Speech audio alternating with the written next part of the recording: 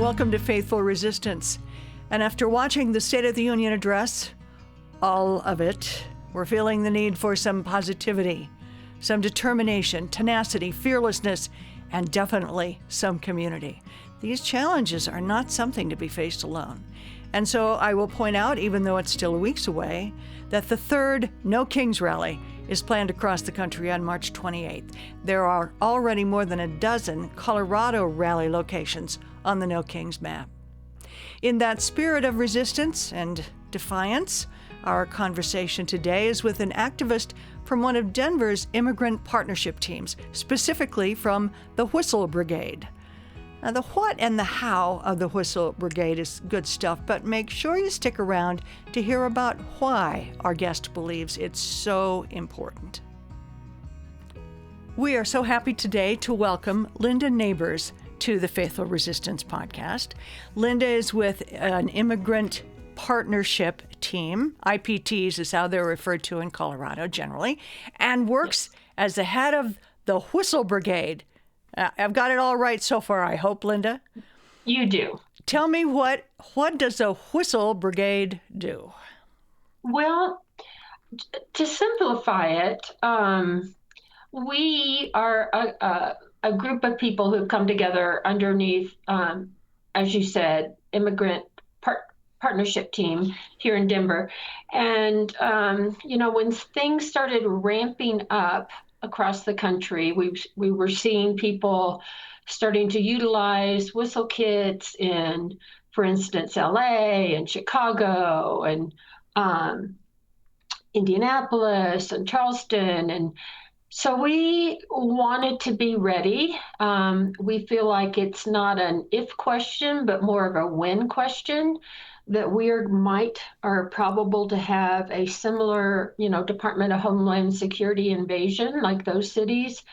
And so we wanted to start making the kits and getting them dispersed into communities and organizations who wanted to be involved and perhaps were interested in helping to provide a little bit more security or protection to our vulnerable immigrant friends and neighbors.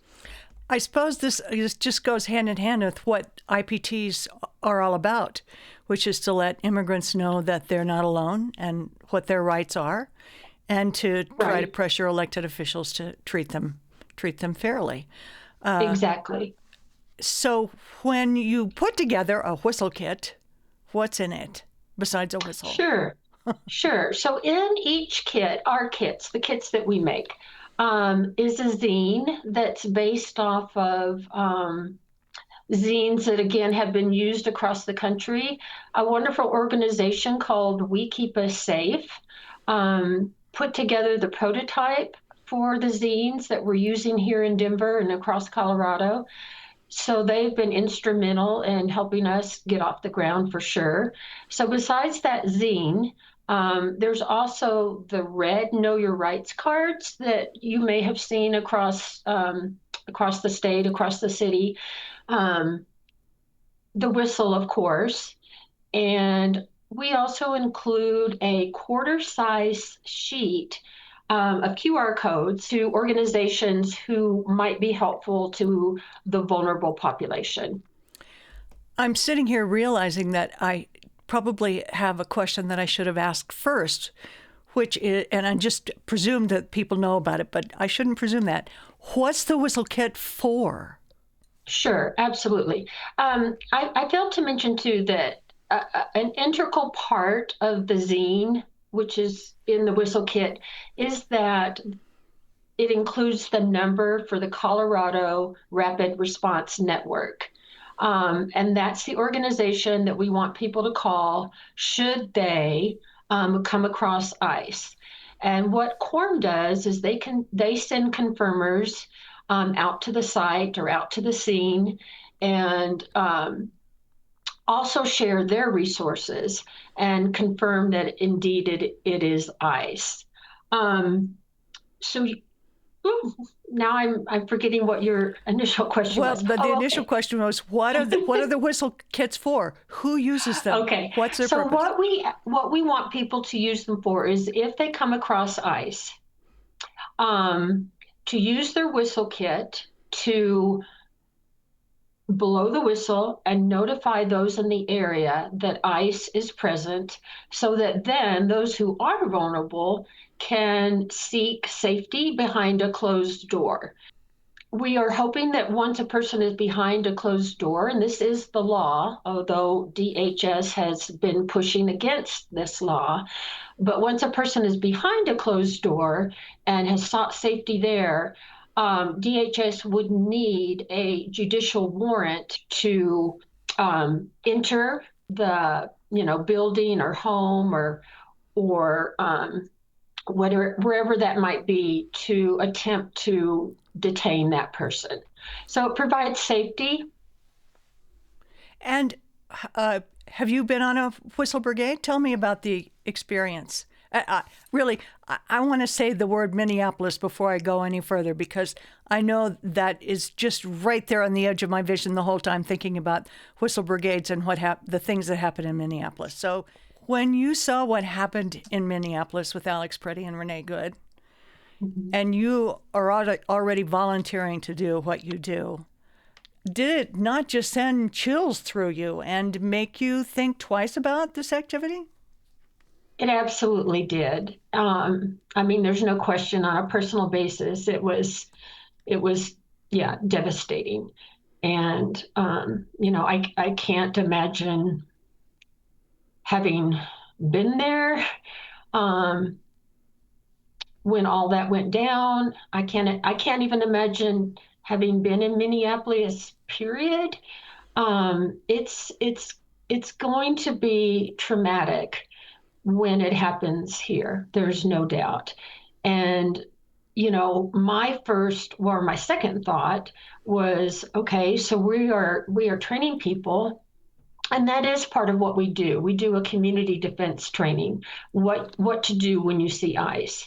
So all of our members are requested to go through that training. I've had the training. I give the training. Um, but yes, immediately I thought, how can I keep our um, volunteers safe when this happens, when DHS comes here? And so, for me, I tell our volunteers that, each person has to decide for themselves um, their level of risk.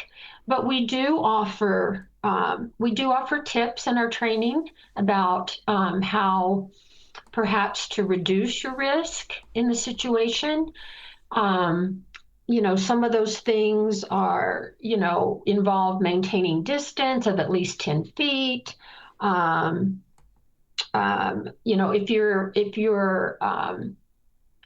if you're instructed to move back, you're videotaping the scene as it happens. After you've called corn and after you've blown your whistle, you're videotaping it, um, so that you have as evidence what is transpiring with ICE. Um, and so, you have that for documentation. So that's another way to reduce your risk. Um, but yeah, it's frightening. Do you have any notion how it's affecting volunteering for this work? I mean, I think that's a good question. I can't imagine, or those that I have talked with, indeed feel an increased um, sense of anxiety and fear and risk. That goes without saying. But at the same time, doing something, doing anything to make the situation for our friends and neighbors better, to make it different, um, helps kind of mitigate that anxiety too, because we're not going to be we're not going to be helpless in these situations. We've all decided that this is what we want to do and where we're going to be, and it's day by day, and I can't I can't even compare the anxiety our volunteers feel compared to the people who are being targeted feel. I mean, it's incomparable, I'm sure. Yeah. Why And we are privileged. All our volunteers are privileged, so we are committed.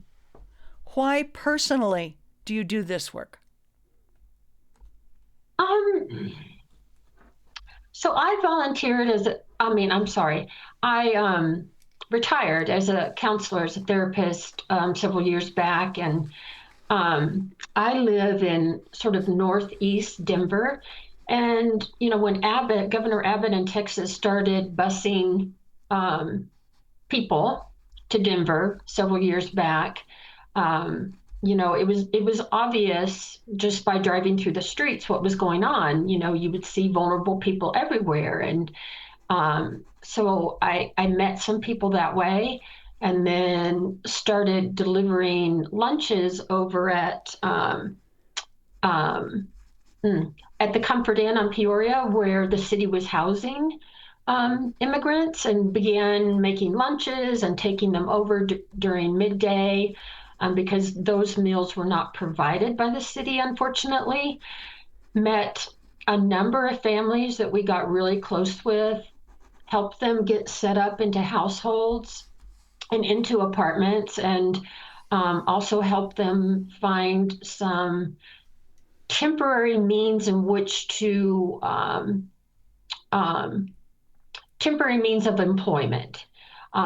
So we assisted with that until they could find more stable employment. So that's how it all started. And I tell you what, you meet any of these families, and I get really emotional here. You meet any of these families. These people are not they're not by any means the worst of the worst. These people are so impressive, and the stories that they tell about wanting to bring their families here to provide safety and opportunity, and the things they went through, and the strength and the perseverance and the spirituality. And I mean, they became my heroes. And that's what really drives me still. The personal connection, the human connection, instead of the othering that happens. So I find myself doing it sometimes to the opposition too, but it's to put a face and a story to these people. That seems to me to make I tell you what, if everybody would mentor or meet or spend time with even one family, our country would not be in the situation it is in, because it does personalize it and it humanizes it, and that's what we're missing. Do you feel as if we might have turned a corner in some positive, from the liberal point of view way, after the government withdrew from Minneapolis? Do you think there's some kind of going to be some kind of reckoning that they're not going to take the same Minneapolis approach in other cities, or is that just too Pollyannish? I don't have any hope that things are going to be different in different cities. I mean, I think my first thought was, it's just a PR move, um, to keep us on our toes and disorganized, and I would. I mean, I always have hope. we we wouldn't get through the day without that. But yeah, I'm skeptical. Well, as so many have Personally. said recently, hope is not a strategy, and what you're doing to prepare is part of the tactics for your strategy. One final thing, and that's, how does a person volunteer to get the training and do this work? So a person would join the Denver IPT group, and we have a QR code that you can access the form. And then there's a selection you make that you want to be part of the Whistle Brigade. And then I contact you and we get going. I also know that there's a IPT in our part of the world, in Yes. West Denver and Golden, and that there've been whistle building kit trainings at Jefferson Unitarian Church. So there are a number of chapters, I understand, of IPT where you can volunteer to do this work. Yes, there's actually 35 throughout the state. So we've really been growing. Well, thank you for your work on this. Thank you for your volunteering. Thank you for your passion. Absolutely. Thank you for having me. I appreciate it. If you have ideas and connections for other people to interview, please email us at faithfulresistance@jeffersonunitarian.org. And check out the JUC website for many ways to use your voice with love at the center and keep on doing the next right thing. Go out and do the next right thing.